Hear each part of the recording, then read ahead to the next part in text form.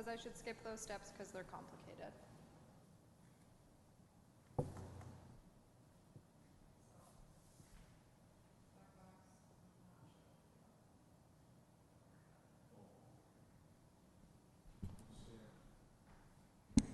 Sounds good. Okay, we are ready. Thank you. Okay. We'll call the meeting to order.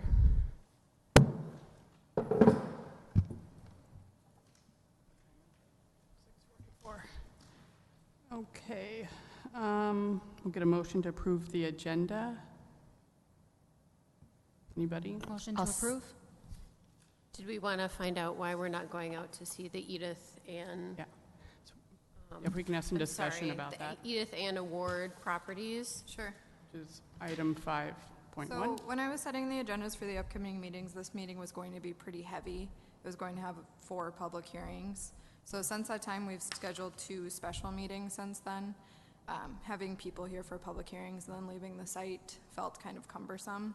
So since we have the special meetings coming up, things have been bumped to August 30th and September 6th. If you'd like to go tour the properties, I'm more than willing to tonight, but it felt cumbersome if people were coming to the meeting tonight.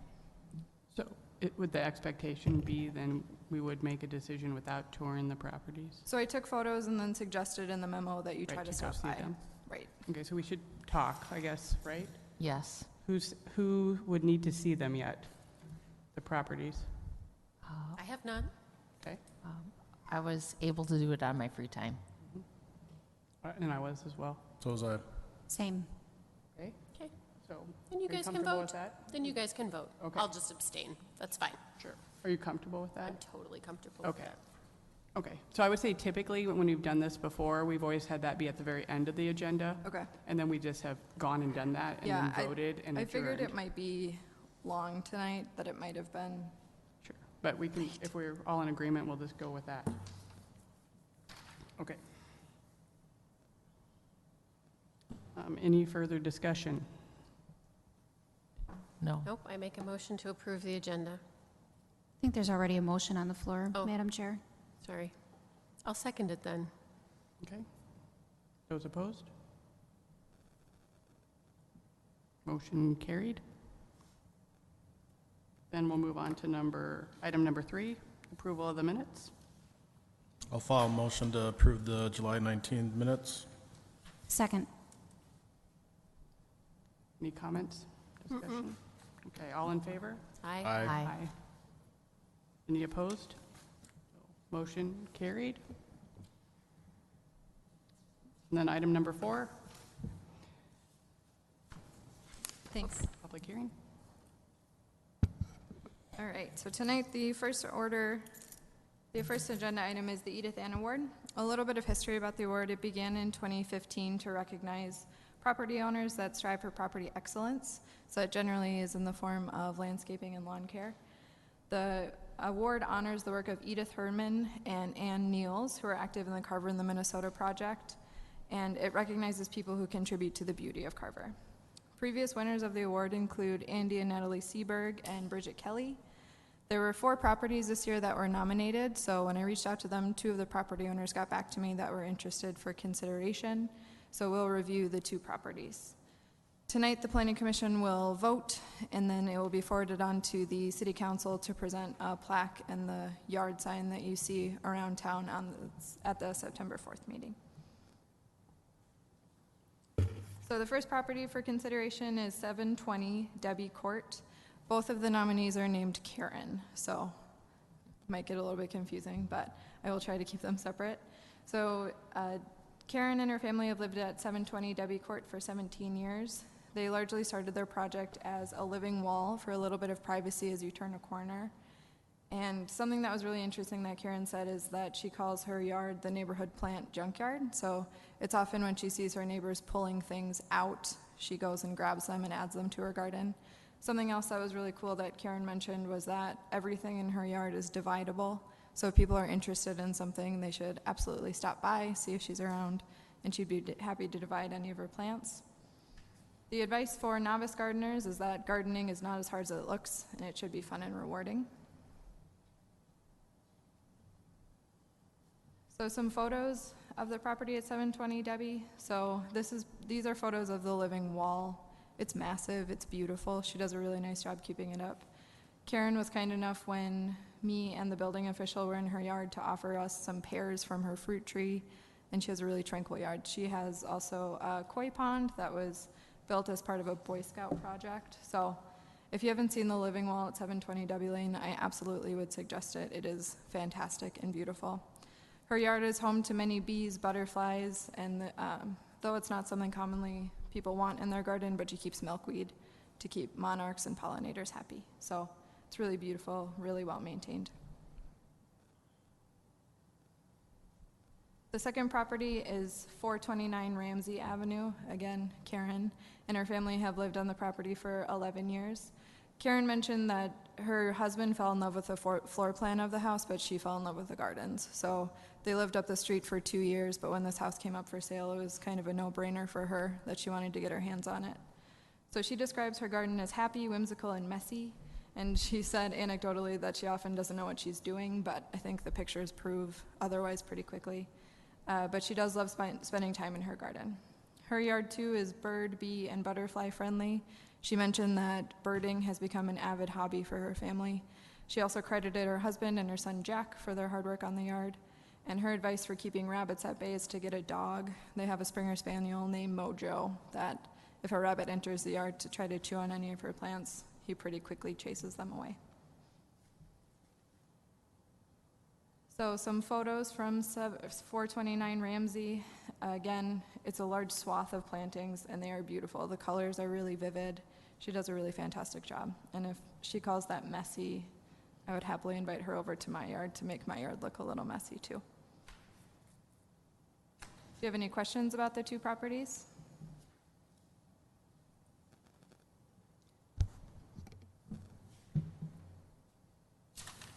I don't have any questions about the properties, maybe more about how we're going to move forward, I guess.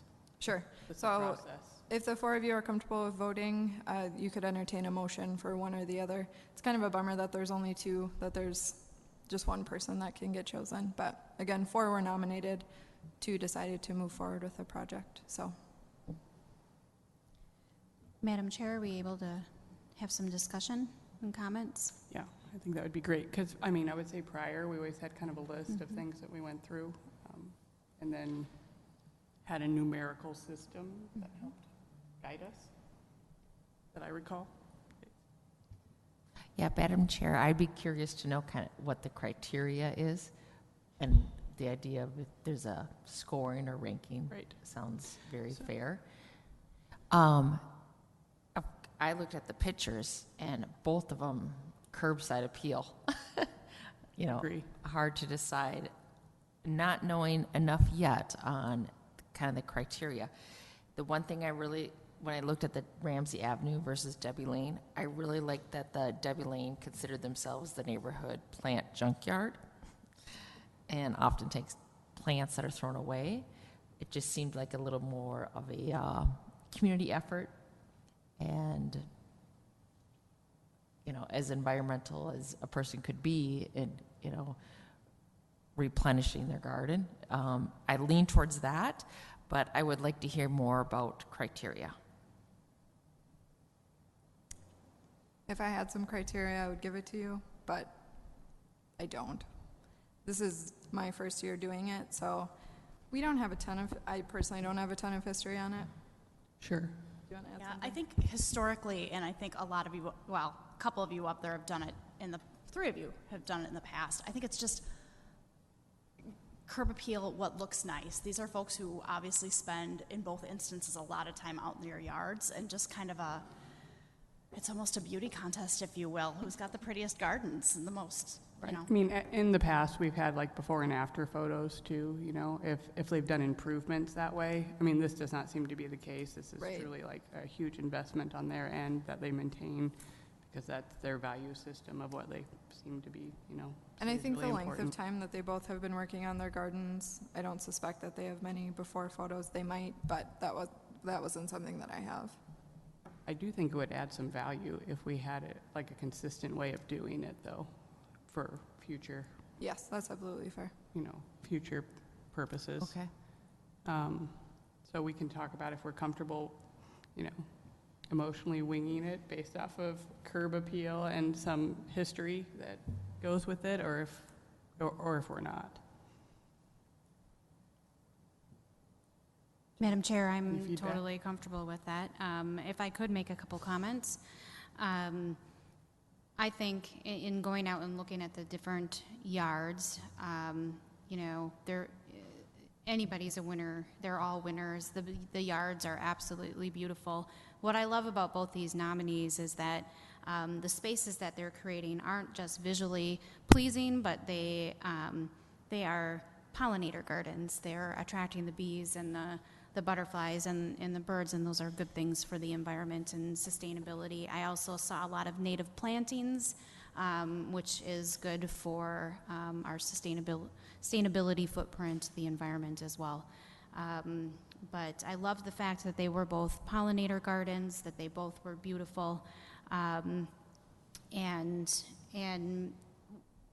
for me, the Debbie Lane yard, the living fence was spectacular.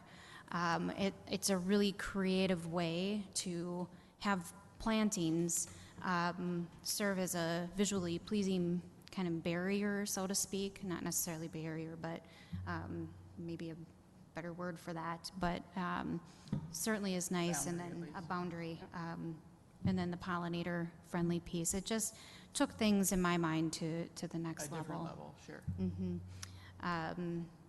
Both beautiful gardens. It's definitely difficult to choose. But if we're looking to entertain motions, I would make a motion for 720 Debbie Lane and the Brinkman family to be awarded the award this year. I agree with those comments, and I would reinforce and really like the idea that it's, given the perception of it's a neighborhood concept of there's a plant you just don't know what to do with or take care of, somewhere else to put it. Right, so the community aspect of it. Exactly, And then yep. giving back, like splitting up plants and whatnot. Exactly, yep. Yeah, thank you for mentioning that. Yeah, not just the giving the plants, but then splitting them and giving them back. So I just feel like that's a good community engagement. It's hard to tell the difference, but that's something that sticks out to me on the 720 Debbie Lane property. Well, I think we can go ahead and ask for a second to the motion. Do you have any comments or thoughts? No, I think overall, I'm not much of a gardener myself, but both properties had very good curb appeal. You can definitely tell that there was a lot of time and effort that was put into by the homeowners in the gardens, so.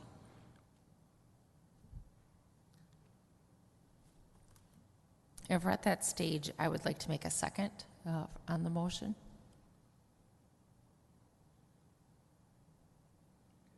Okay, I think we can do that. All in favor? Aye. Aye. Aye. And then one abstained. How do we say that in our voting? Okay. So I'll abstain. Okay. And did you want to add any comments, Joy, at all from the process? Because I have a couple comments if we can move to that point. I read the note, and I'll be honest, it said, we recommend that you swing by, and the recommendation was not we're going to vote on this, you Right. should go look at it. Right. So I took it as a suggestion. Sure. So I misinterpreted that and should have made time. No problem. I think this moving forward too, and I'd be glad to assist with this, is having a little bit more structured criteria if we're going to own this piece of it. Because even in years past, we've kind of waffled, like, how do we fit in with this Right. and doing it justice?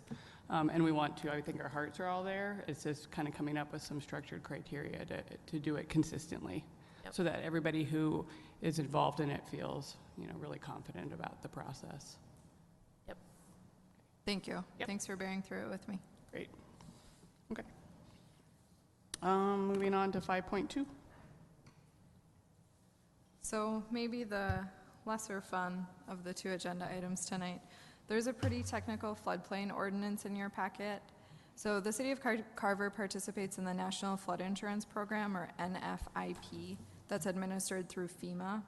And that's a way to provide flood insurance for property owners, renters, and businesses. It's an effort to mitigate effects of flooding on structures. It's really technical. I was reading through portions of it and got a little turned around, so if you felt overwhelmed by it, thank you for trying. I really appreciate it. But something that is fantastic is that the city of Carver had a template that was sent to us that we can cater to make it our own. So the highlighted portions that we need to change that are really specific to Carver. So you might be asking, why are we changing this technical floodplain ordinance? FEMA has been working on updated flood maps, and they'll be effective December 21st, 2018, and our city code needs to match those maps. We need to say as part of our code, we're adopting the new maps and have our language also speak to them. And there have been several updates since the previous version, both by FEMA and then to comply with state and federal laws. The update to the ordinance will allow the city of Carver to continue in the National Flood Insurance Program. So to stay part of that program, we do need to adopt the ordinance. And the existing floodplain ordinance that is in our current city code was drafted in 1997. So in the terms of city code, that's not terribly old, but a lot has changed since then with some flooding information based on FEMA, state law, and local. So the ordinance is really technical, but again, staff does feel like the template that was provided is adequate.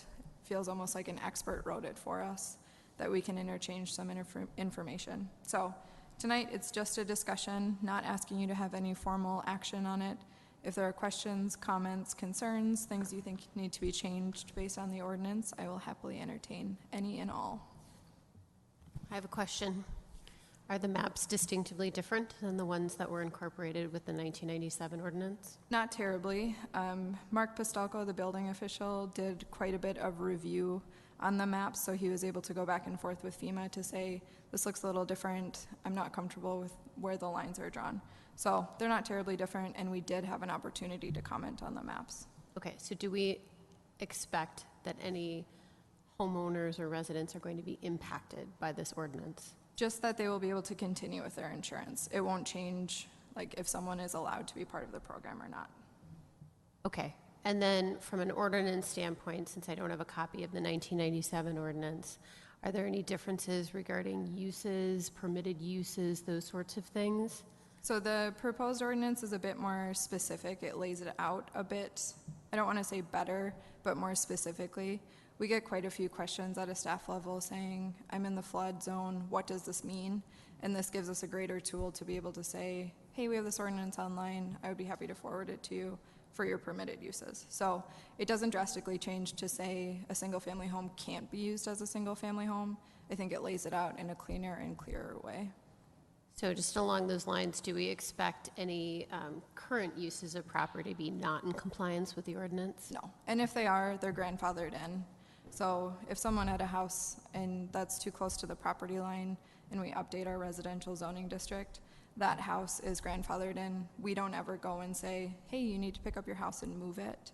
So they can stay where they're at when the ordinance is adopted. Okay. And it wouldn't have a negative impact on their ability to get insurance? No, this would allow them to Right. get the insurance. I mean, this needs to be updated in order to stay compliant with that. Correct, yes. Madam Chair, question, just to follow up on that, Aaron. Let's just play out that scenario a little bit further. If there comes a time where a homeowner in that situation would want to make an improvement to their property, is that when the ordinance would kick in and they would no longer be grandfathered? Correct. So if my house is too close to the property line and I want to go even closer, I wouldn't be permitted to, but I could keep my house where it is existing. The optional components in the ordinance in red, that are those, okay, let's go backwards. What's the rationale for adding those? Sure. So it largely, I think, cleans it up. So it adds a little bit of clarity in some of the places. Some of the definitions are also optional, so I suspect that some cities have a pretty robust flood section that they'll keep their definitions. Ours is not probably the beefiest, so adding some of those things that are referenced later in the ordinance is important. Okay, and we don't think that's going to negatively impact No, anybody? I don't believe so. It should assist in clarifying. Correct. So who determined who determines those to go in or out? We do. Okay, So if you have strong feelings about one, I'd be happy to discuss it further. sure. Just curious. I mean, there's not very many. No, there's not.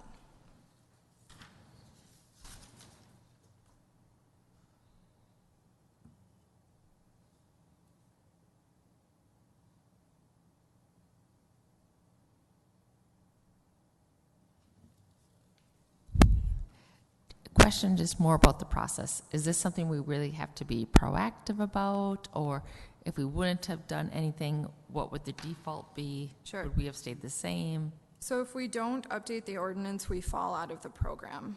So Carver would no longer participate in the National Flood Insurance Program.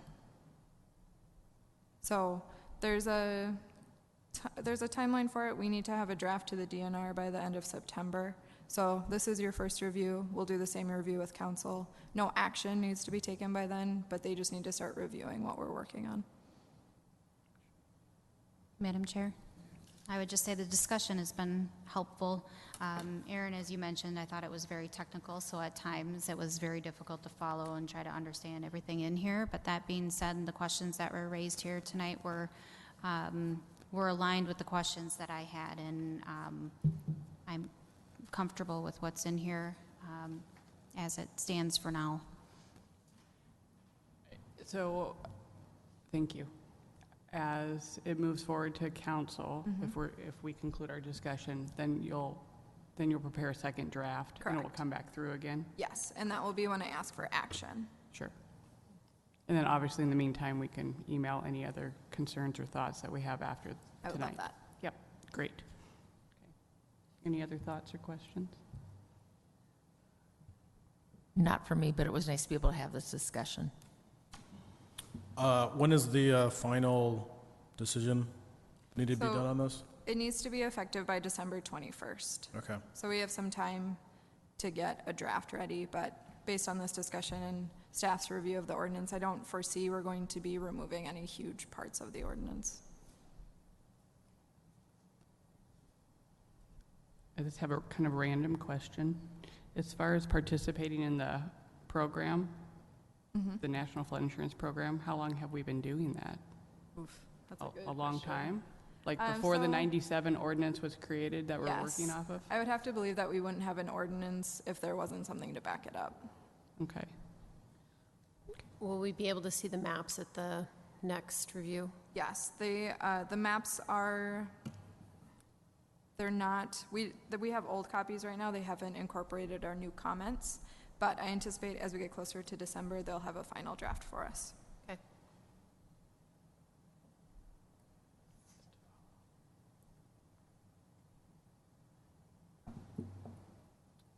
Okay, we can move forward. Communications.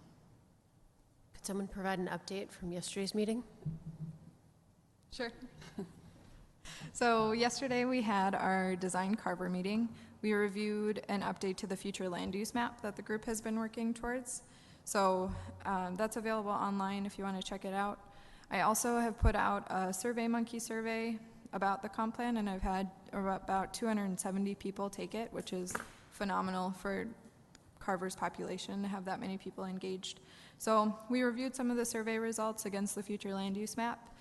Speaking directly to, like, one of the most wanted things in Carver is more commercial retail services. So how does our future land use map mirror that? And that's generally through guiding more property for commercial, industrial, that flex zone that will allow offices. So we paired those two things together, the survey and the future land use map, to make sure that we were hitting topics that we felt were important to the 270 people that took the survey. We also reviewed an updated Parks and Trails map that the Parks Commission has worked on. So it showed existing trails and then also future trails, also available online in the packet.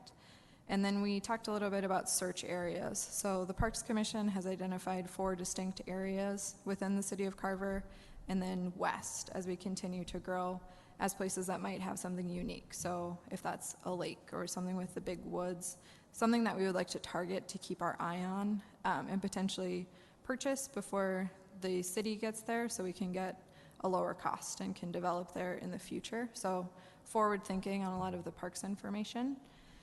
And a draft of the housing section was included in the packet. So we had a brief discussion about that. I bounced a ton of ideas off everyone for the open house that's next Wednesday, the 22nd, here at Church by the River, starting at 6:30, going until 8. So it was a lot of me saying crazy things that I've thought of that might be fun and exciting for people to see, and the group gave me some really good feedback to move forward with. Were there any recommended changes to the land use map based upon the survey? Not from the group, no. Does anyone want to add anything that were at the meeting? No. The survey results were really fun to look at, I think. And then I need to take the survey as well. Ooh, please do. I will be committed to doing that now Thank that you. I said it publicly like that. But I mean, I think the amount of people that are doing it is really exciting, and so I know you feel great about that. I do. think, if we can really hit over like the 300 number, that'd be plus, would be great. Right, and something that was so cool about the survey is the last question was optional if you wanted to leave your email for me to blast you with a ton of information. And I have over 100 people that have said, hey, I'm interested, keep me posted. So I blasted the invite to them. Hopefully we'll get a good turnout at the open house next week. No, I think it's great work. Thank you.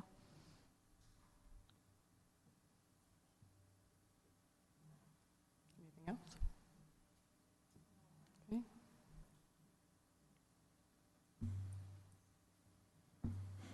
If I may, I might add something else. Sure. I just want to thank you all for being really flexible over the next couple weeks. I've had 2 requests from 3 different developers asking for special meeting dates, and you being available is really important, and I appreciate it, and I understand how tough it can be to give up a night in the summer. So upcoming meetings, August 30th, that will be a review of Lakeview, so the industrial project by Fleet Farm, and we're going to take 3 actions on that likely. It'll be the rezoning, preliminary plat, and final plat. So we'll move through it slowly so everyone gets a really clear idea what we're approving as we approve it. And then at 6 o'clock, we're holding a neighborhood meeting for the Trident development, which is the redevelopment of the Lincoln Bus Garage project. So 6 o'clock, I've sent out a mailer to property owners within 350 feet to have them come learn more about the project before it's formally at the Planning Commission. So I'll be there, and members of the development team will also be there beginning at 6. If you'd like to come and listen, please feel free. Otherwise, during the Planning Commission meeting, I'll give a brief overview. I suspect some of the neighbors, if they want to stick around, they will for the meeting. If there's no public hearing with a concept plan, but if you wanted to take comment, that's always an option. So that will be the August 30th meeting. September 6th, the request was from D.R. Horton. So they're moving 2 projects through in Carver right now. It's Meridian Fields, which is just south of Highway 212, northwest of the elementary school. That project is in for final plat, so the last phase of the planning process. And then Hawthorne Ridge, which is the Redmond property. As you'll recall, we reviewed the concept plan previously. They're in for preliminary plat. So that's the meeting that will require the public hearing. So people within 350 feet, again, have been noticed. It's running in the paper. So hopefully we'll get some people to come out and give you some discussion about the 2 projects. So September 6th, D.R. Horton specific, August 30th, Trident, and Lakeview. Okay, I'm sorry, I didn't realize the September 6th meeting was confirmed. What time? That one, so we will start at 6:30 with 1 public hearing, just 1. I have a couple questions. Sure. On the, I think it's the D.H. Horton.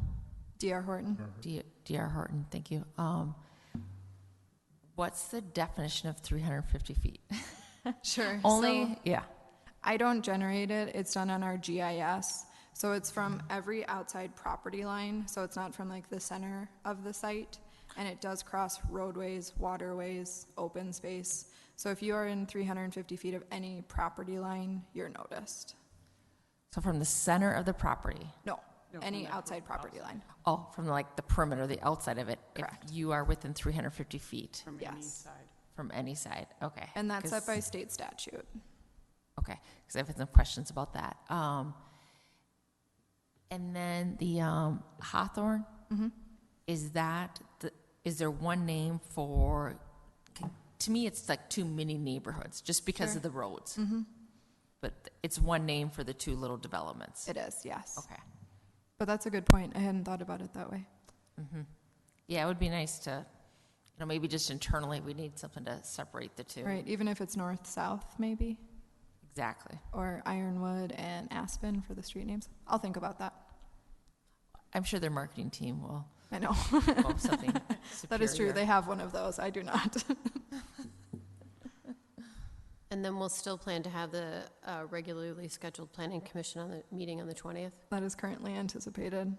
Are we going to continue having the 2040 comprehensive plan meetings? Yes. Do you know when those will start up again? There will be one likely in late September. The city engineer will be carrying the weight of that meeting. It'll be water resources and transportation. So I can check with him and get that date out. Okay. Sounds like we'll be seeing a lot of you in September. I know. It's been really exciting. We have a lot of really fun stuff happening. So thank you again for giving me so many of your evenings. Really busy time. Yes. Okay, can I get a motion to adjourn? I'll motion to adjourn. Second? All in favor? Aye.